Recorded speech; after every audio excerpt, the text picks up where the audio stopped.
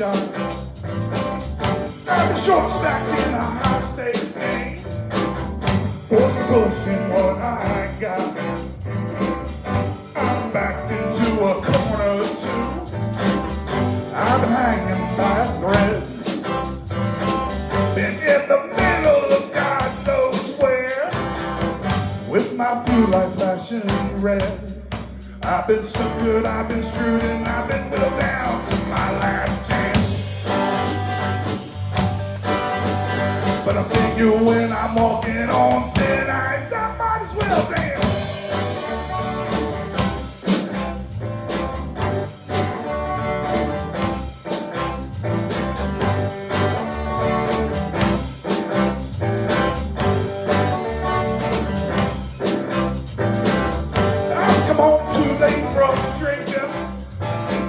Lost track of time hanging with the boys. I've been told I'm not a kid anymore, and that's time to make a choice. I'd say I'm probably hard to live with. Sometimes I don't know when to quit. The number grows higher every day, though started dealing with my shit. I've been threatened, ultimatum, I've been told that this is my last chance. But I figure when I'm walking on thin ice, I might as well dance.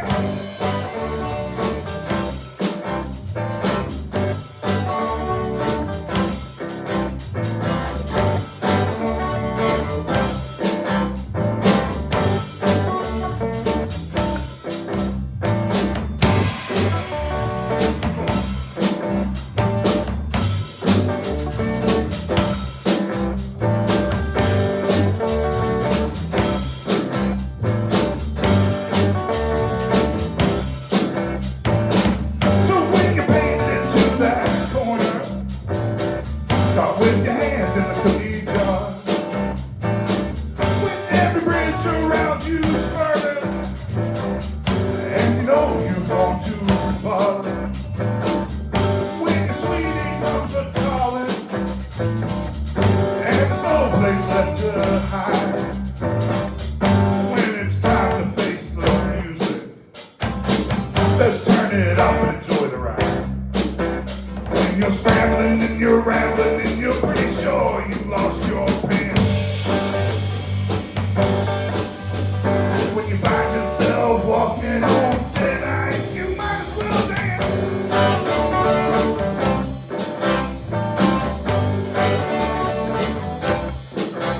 Just dance.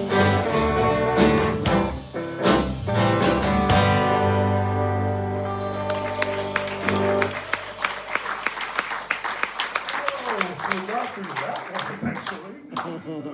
I don't know what happened. I lost myself on my monitor. Did I lose you all out there? Or? Okay. Sorry. I should have just kept going then. Yeah, okay. So anyway, all right. We'll get that one behind us. This next song. All right. If you know Ken Skeen, or if you knew Ken Skeen, you know that where storytelling came right from the tree. And so this one was one of his favorites. And I think not only because it told a story, but it was also because the premise is starting over again. And he always kind of liked that idea. One person I did forget to mention. Give me a second. All right. Judy Lively. When I first started playing, she'd just show up, just to hear. And I always said, if you can make one person happy, one person leaves here happy, fabulous. Well, Mom went to see her right before she passed. They knew she wasn't going to make the show. And she said she's going to have the best seat in the house. So, Judy, hope you're watching. This is as close to the blues as we get. But I probably lose my blues main card because I can't get into the old angst and everything else. So this is a song called Maggie and Todd, and I tell you that because otherwise you wouldn't know their names. And so, again, Maggie and Todd, and I don't think there's anything in here you need to know, but hope you like it.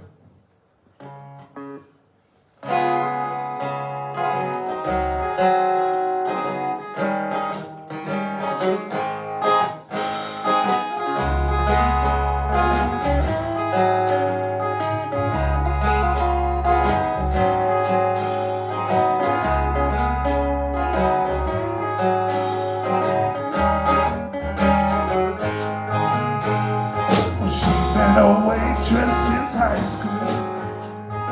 He swore he'd seen her before. Well, she lived and she hauled as if she couldn't recall. But each time he walked through that door, he told her he was leaving for Vegas. He finally put together some dough, and he could blow town fast and pay half on gas. By morning they could be on the road. Well, she hadn't started over since she last started over again. And everything seemed clear in a rear view mirror back then.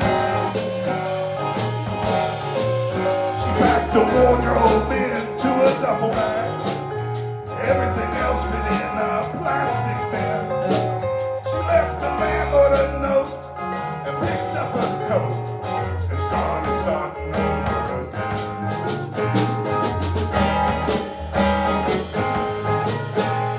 Well, he looked surprised to see her. She broke the ice with some dirty jokes, closed her account at the bank, and filled up his tank and had enough left for a carcass. He told her he'd moved from Ohio. They shut his plant down, it'd be 5 years in May. He did our jobs around town until his wife pulled him around. He run from out of reasons to stay. Well, he hadn't started over since he last started over again. And everything seemed clear in his rearview mirror back then. Well, he moved in next to a strip club owner who showed him all of the profits and sin. And he'd be working there still, but he got caught in the till. So he started over again.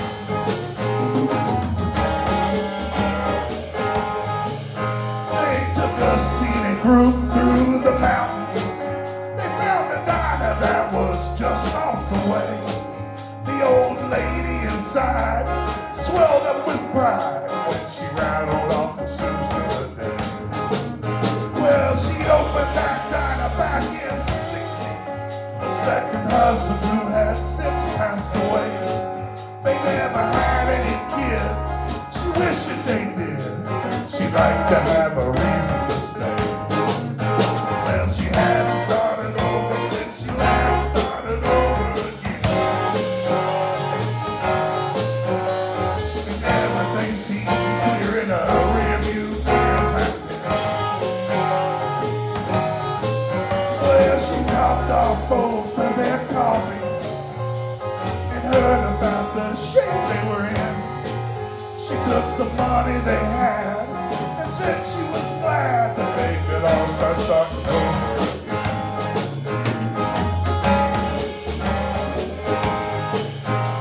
Well, she'd still been a waitress since high school and never had thought that was strange. But now the children were grown with kids of their own, and she could feel that it was time for a change.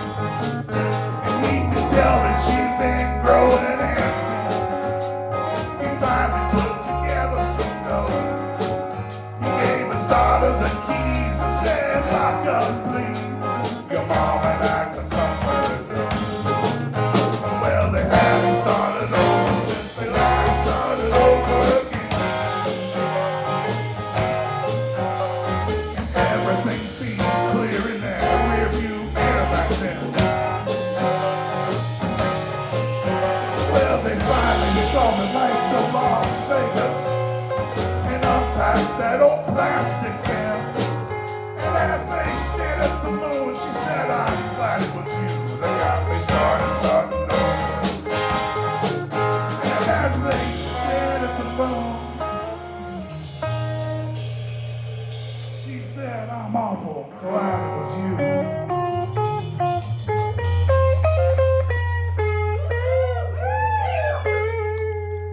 That got me starting over.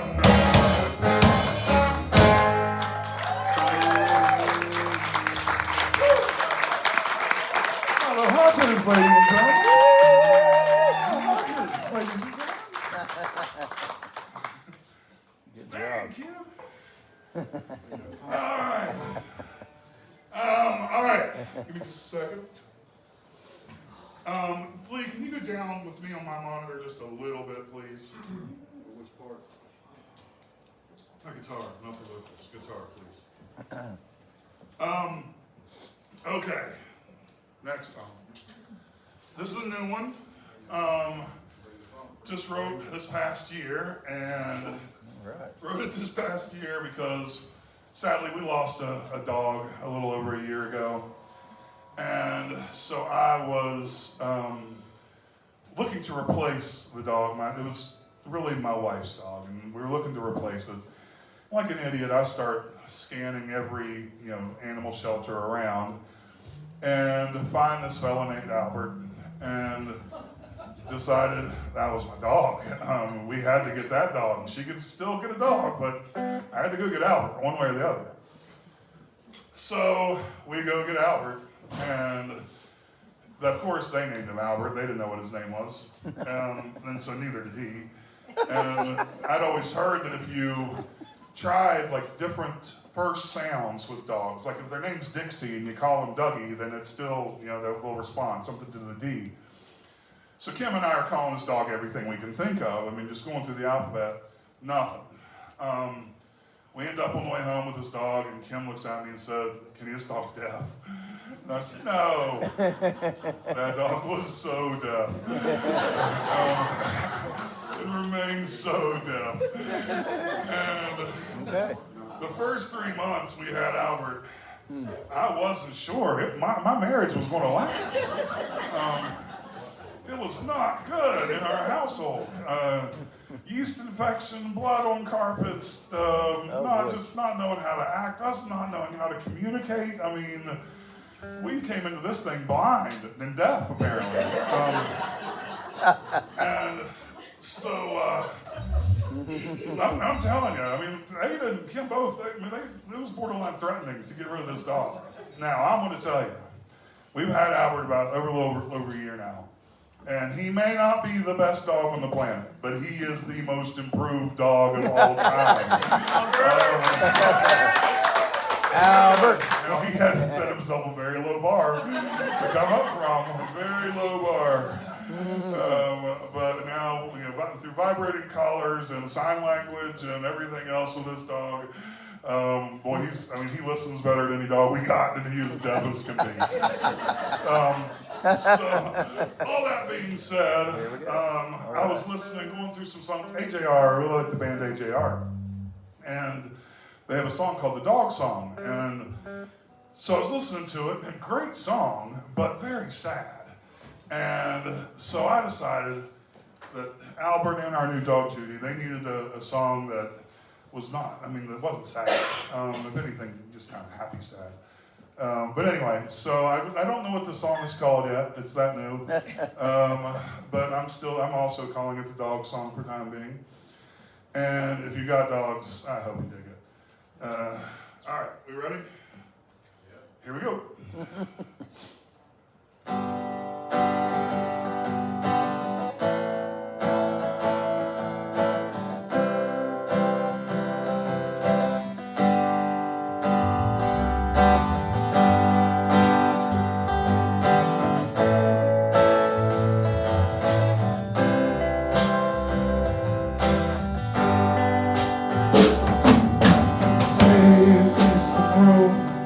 At the foot of the bed, save me that old sneaker that's lost most of its tread. Save me any sticks you find that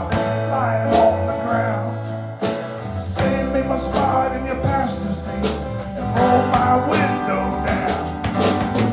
Save me an old tennis ball or anything I can chew. You save me, and I'll save you.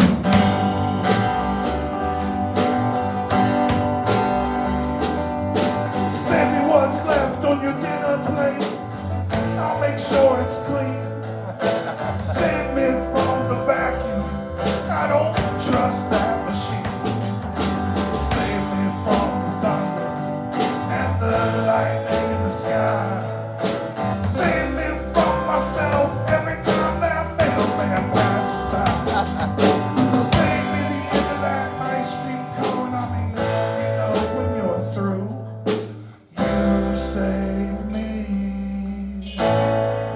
and I'll save you.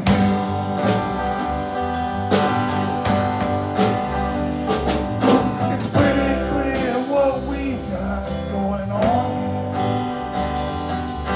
It's you and me against whatever comes our way. But for now, just have a seat. I'll curl up at your feet, count all the ways I can save you today.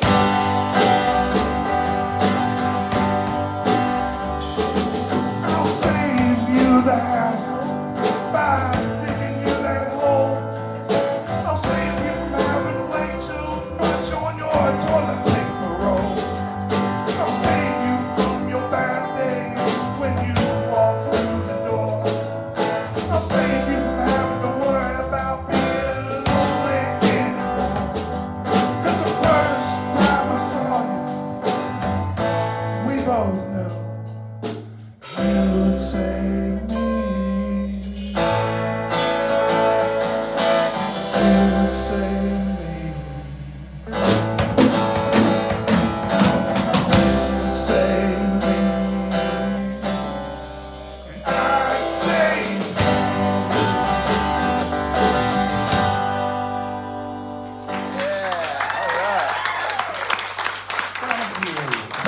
Thank you so much. I like that one. Good stuff. All right, we are all ready at the sing-along. Oh, Now, here is your responsibilities. You are to look around and make sure that the person next to you is singing back there, Matt Smolder. You and Chancey are responsible for each other, making sure that you're singing, because nothing looks more dumb than when you're the only one singing, right? So, I mean, it's only fair that, I'm almost ready to appoint somebody to make sure that the people are going on here. Now, if you don't know the song, it is okay, because this is not a real complex song. But the chorus, basically, well, I'm going to tell you first of all, the reason why I wrote this song is because when I first started dating my beautiful wife, she'd say, every morning she'd get up and she'd say, it's going to be a great day. And, you know, by God, there's a lot better chance that it is if you're going to say it when you get up than that there isn't. I mean, if you don't. So I just thought that was a great idea as far as getting up and just going ahead and letting it be known to the universe. It's going to be a great day. And so I wrote this song, and so the chorus goes like this. The first time I'm going to sing it for you. Second time we're all going to sing it together, so there's no excuses. All right, so it goes, it's going to be a great day. I say it's going to be a great day. I'm going to breathe in and I'm going to breathe out. It's going to be a great day. yep. Easy, right? Yeah. Okay. Here we go. We got this. There we go. You got this. Listen, don't think I don't judge you against prior audiences, because I do. And I will tell people, you know, I mean, they were fourth best, maybe. I mean, as far as they could. No. All right, so here we go. 1, 3. 1, 2, 3.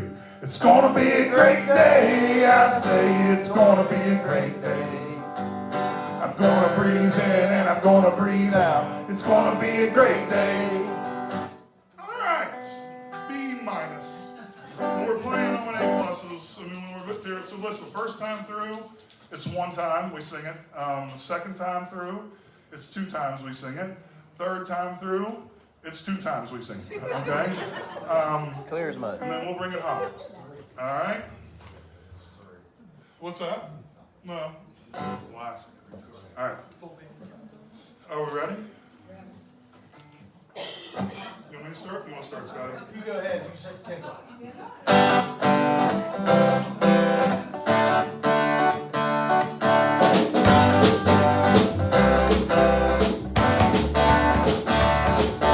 Well, I don't know if the sun's gonna shine or if it's gonna rain.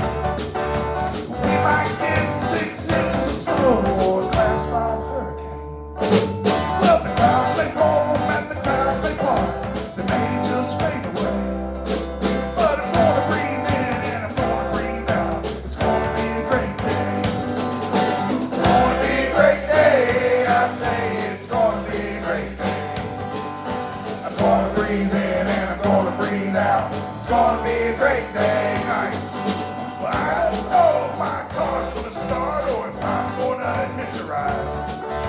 I may land in my groove today, but then I may never hit my stride. People may be cool and they may be dicks. Seems they can go either way. But I'm gonna breathe in and I'm gonna breathe out. It's gonna be a great day. It's gonna be a great day. I say it's gonna be a great day. I'm gonna breathe in and I'm gonna breathe out. It's gonna be a great day. Again. It's gonna be a great day. I say it's gonna be a great day. I'm gonna breathe in and I'm gonna breathe out. It's gonna be a great day. Well, I don't know if I'll dance today, but I'm damn sure gonna sing. I'll just pick up my guitar and play and forget about everything. I may drink some beers, I may do some shots, or I may just play it straight. But I'm gonna breathe in and I'm gonna breathe out. It's gonna be a great day. It's gonna be a great day. I say it's gonna be a great day. I'm gonna breathe in and I'm gonna breathe out. It's gonna be a great day. It's gonna be a great day. I say it's gonna be a great day. I'm gonna breathe in and I'm gonna breathe out. It's gonna be a great day. It's gonna be a great day. I say it's gonna be a great day. I'm gonna breathe in and I'm gonna breathe out. It's gonna be one hell of a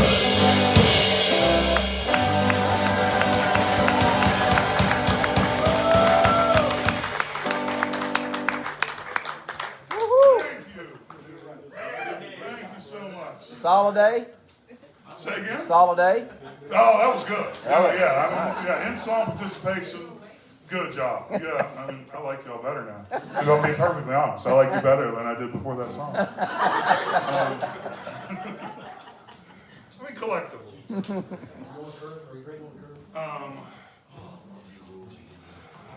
Okay. So, I told you about that song because now I'm going to tell you about this song. And that I'm not a stupid husband. Okay? Sometimes I do stupid husband things, but I'm not a stupid husband. And that I've been married almost 20 years to a woman who's so much better looking than me that, I mean, you can't be a stupid husband and get that. So, And she's so much nicer. no, everything about her is better than me. So you start to realize that you don't write that kind of song for your wife, right? I mean, you don't write that kind of song for your girlfriend, your wife. I mean, it should be a love song of some sort. It should be something so much more, personal and touching. But in all honesty, when we first got together, it was a little chaos. It was, just add water and we got family and we are going through. And so, of course, the boys and I weren't playing as much together and I didn't have the guitar out as much. And so I just wasn't writing songs and wasn't playing a lot of music. But I eventually put it on myself that I needed to write this song. But it also, because it just sort of came. And one of the reasons why it just sort of came, which is so bizarre, is that we went shopping for a couch. And so when we were there, the woman was trying to sell us on these chaise lounges or chase lounges, depending upon how you say it. And I'm a little weird in how I entertain myself sometimes. And so every time the saleswoman would refer to it as a chaise lounge, I would refer to it as a chase lounge, just to see if she would eventually come my way. Yeah. And then as soon as she did, man, I'm chaise. So she comes around, she's like, finally comes around, and she's, okay, chase lounge, okay, the chase lounge. And then the next time I asked, so this chaise lounge over here, what are we talking about here? And I was just trying to see how many times we could ping pong this thing back and forth. And so, anyway, we never did buy a chaise or a chase lounge from that woman. So I kind of feel bad that I gave her that much help and just, again, entertain myself. So anyway, this is basically the love song that I owed her. And that's what I call it. So here we go.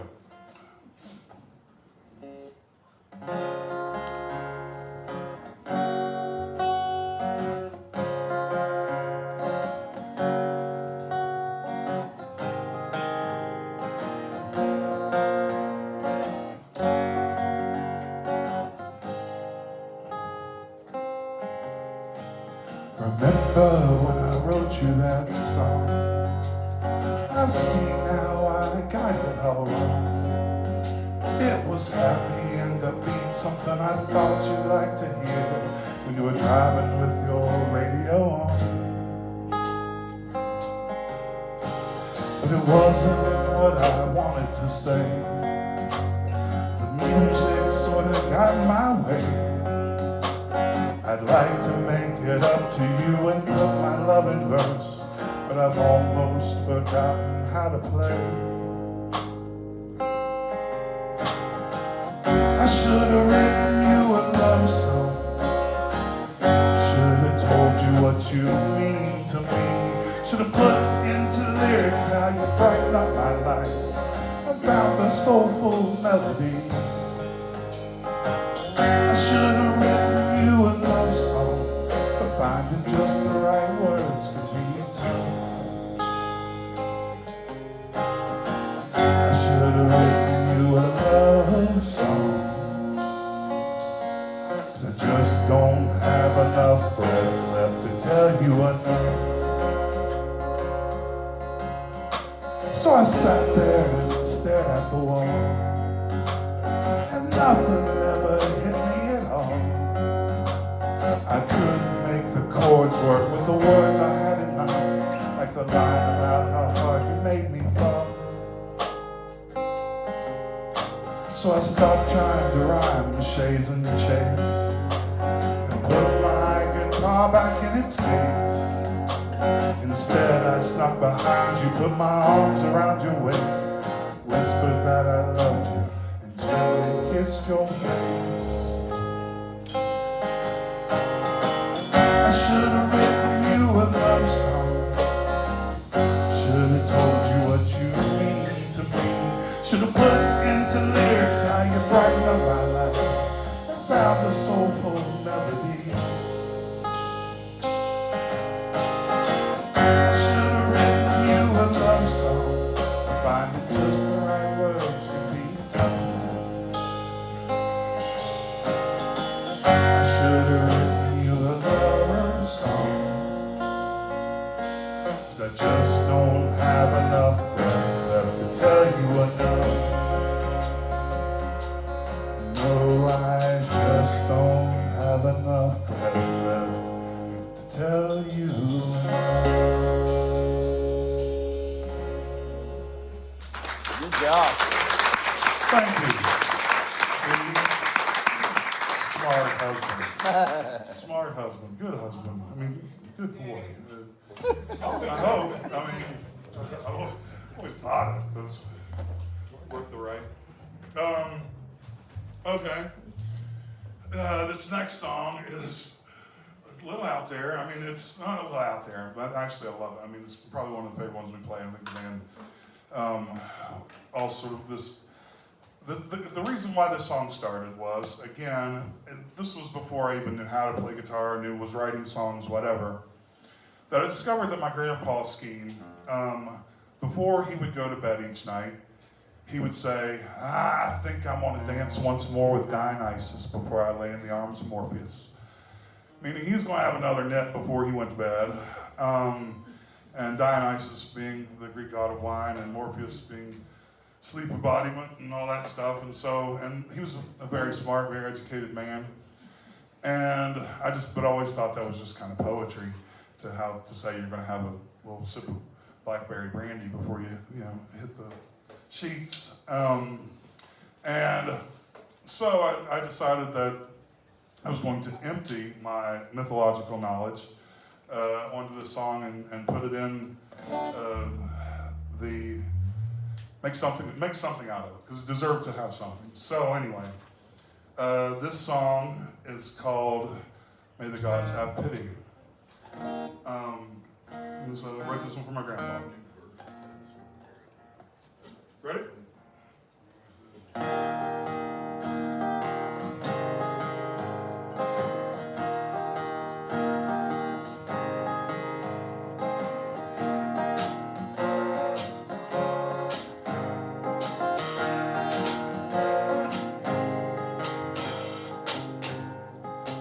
I think I'll dance once more with Dionysus before Morpheus tucks me into bed.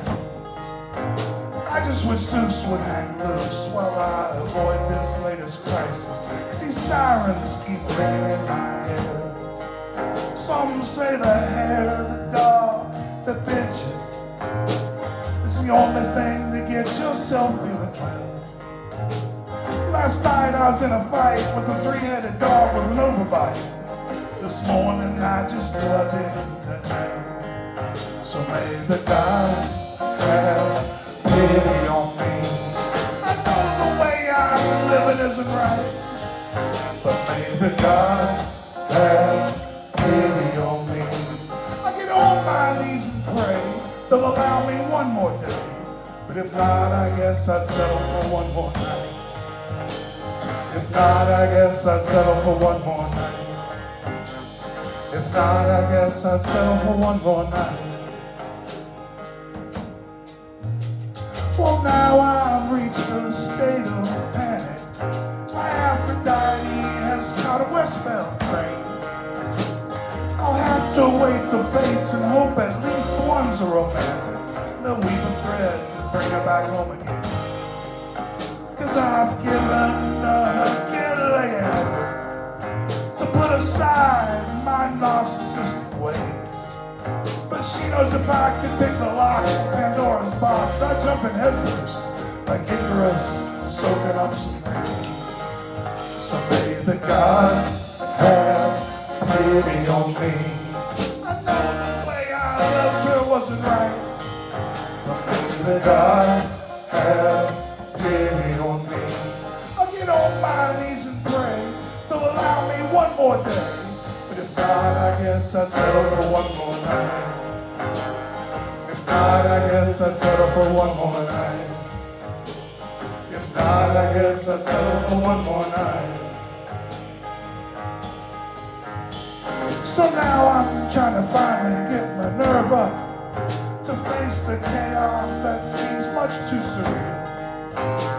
My psyche's torn and tattered, and my ego's beaten battered, and self-improvement has been my Achilles heel. So I ask the oracle if Apollo has some wisdom, but I fear that I'm in this all alone. It may all sound satiric, but my victories are pyrrhic. I'm just Sisyphus rolling up a stone. May the gods have pity on me. I know the way I'm living isn't right, but may the gods have pity on me. I get on my knees and pray they'll allow me one more day, but if not, I guess I'd settle for one more night. If not, I guess I'd settle for one more night. If not, I guess I'd settle for one more night.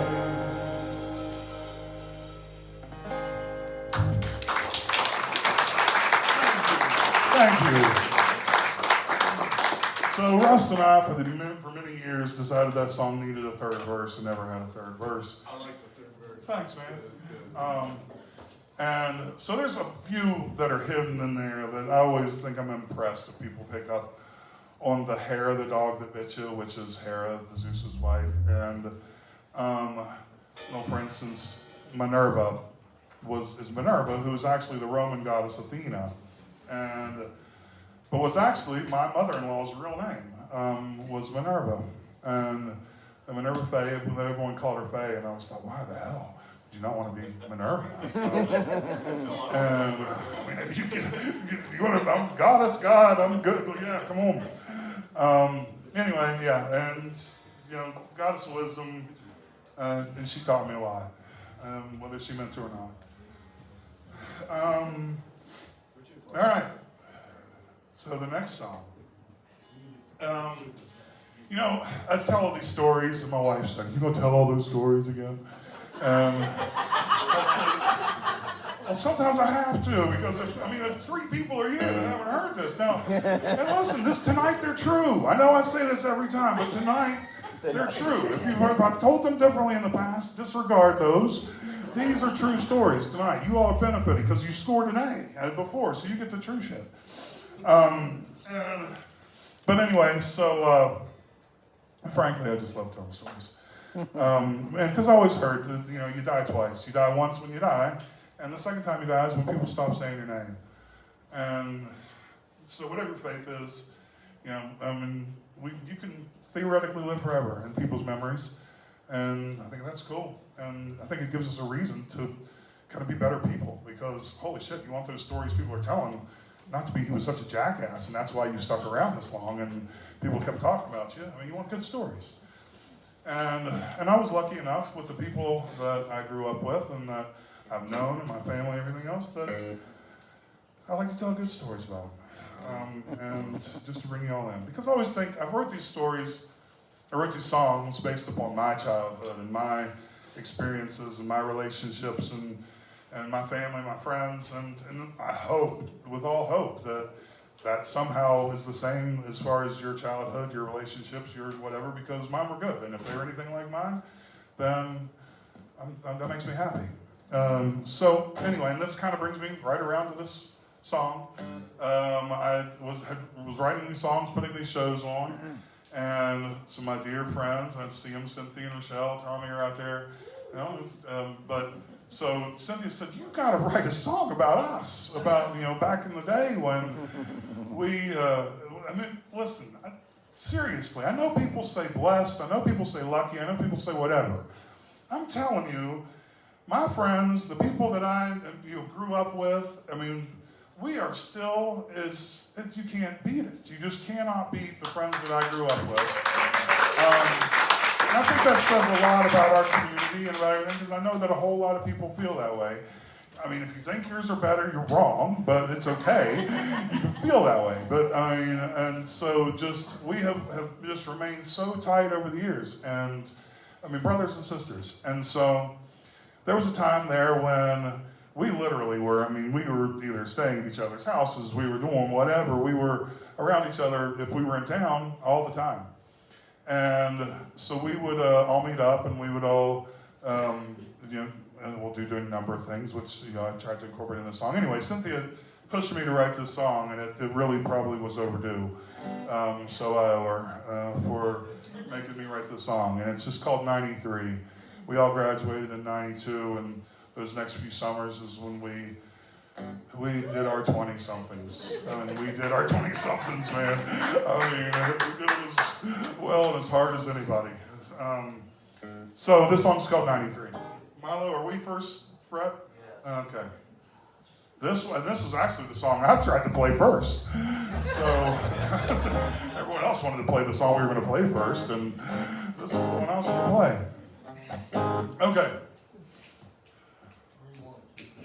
Yep, that sounds good. All right. 1, 2, 3.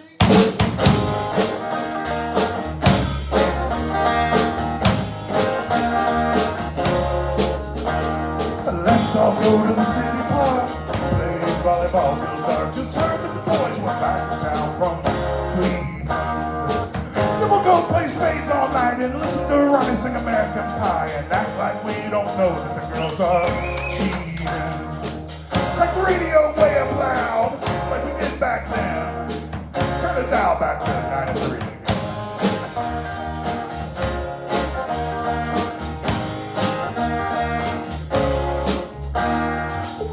Tugged by the afternoon, somebody put on Dark Side of the Moon, cause it looks like we'll be hanging out all evening. With our spirits up and our tailgates down, we'll play the Kevin Bacon game one more round and join in the chorus of Don't Stop Believing. Crank the radio way up loud, like we did back then. Turn the dial back to 93. Back road tripping with me and Bobby McGee.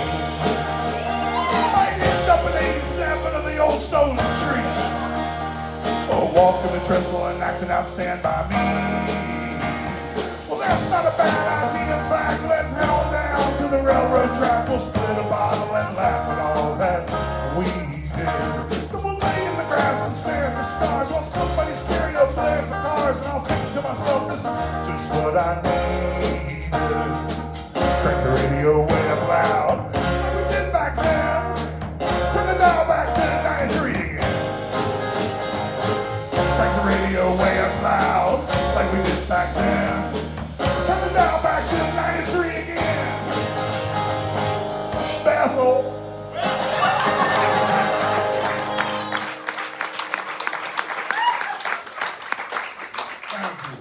Thank you.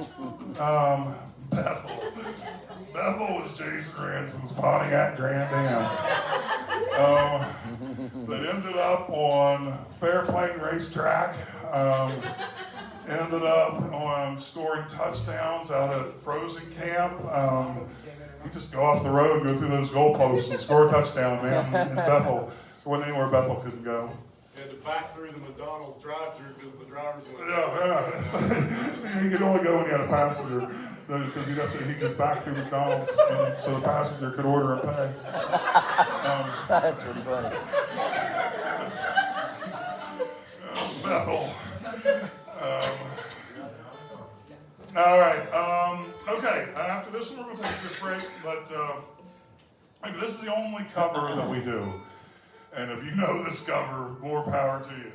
Because I first heard this song in Wesleyan's cafeteria, I believe probably 32 years ago, something like that. I'm not sure, somewhere in there. This guy named Willie Porter was on campus, and he was singing songs and just, they paid him to come in, just kind of do an entertainment thing, selling CDs. And he was singing this song called Watercolor, and so I bought a CD because of this song, because I've always thought this is the prettiest song I've ever heard that never made it anywhere. And so this is for Willie Porter. Like again, you keep on, I think Willie should still be alive. He was much older than me. But my wife and I played this at our wedding. And I just really dig it. So I hope you all like it too. Yeah, go check out some of Willie Porter's stuff. Dog in Your Dream. Oh, and Milo is going to kick the mandolin on this one. So here we go.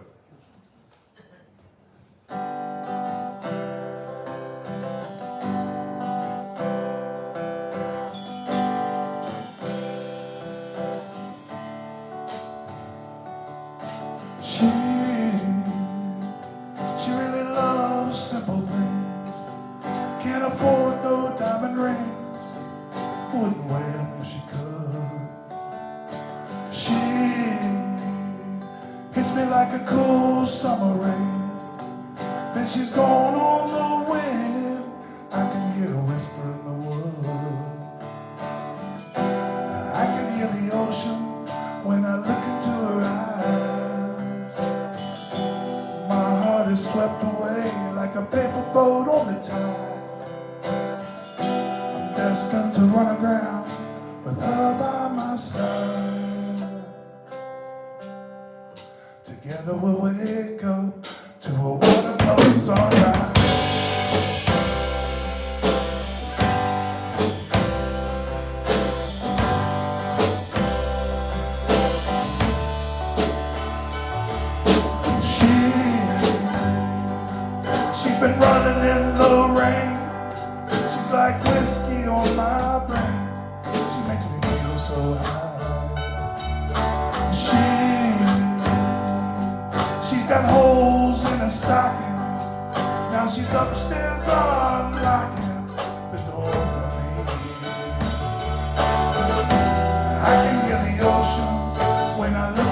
her eyes. My heart is swept away like a paper boat on the tide. I'm destined to run aground with her by my side.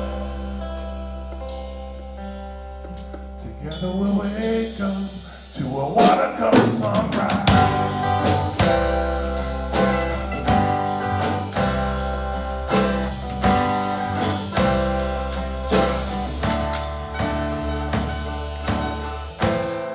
No one really knows where she's from. She comes and she goes like a watercolor. She bleeds in the night away.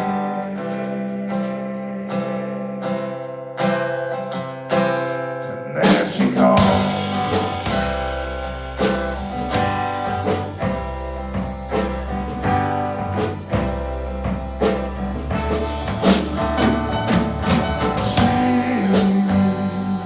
She really loves simple things.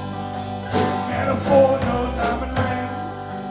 Wouldn't care if she could. She's got holes in her stocking. Now she's on the back porch rocking the baby sleep. I can hear the ocean when I look into her eyes. My heart is swept away like a paper boat on the tide. I'm destined to run around with her by my side. Together we'll wake up to a watercolor sunrise.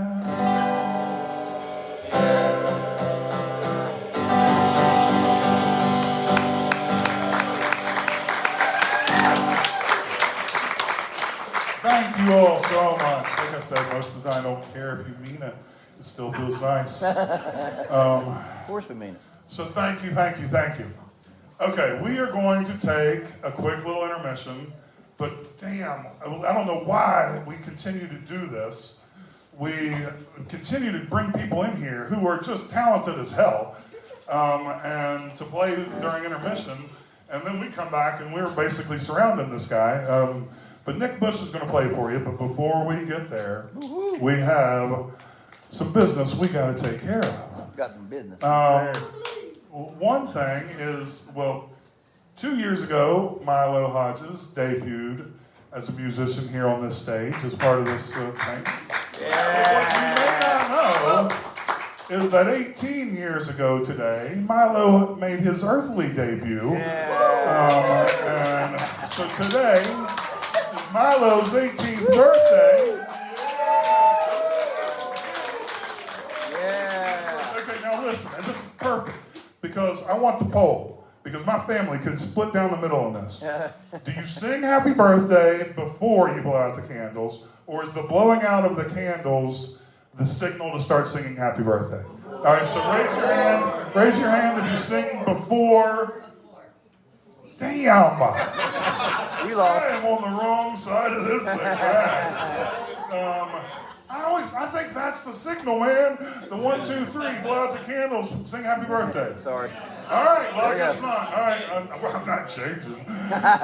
Okay, so anyway, on a big 1, 2, 3, we're going to sing happy birthday to Milo. All right, 1, 2, 3. Happy birthday to you. Happy birthday.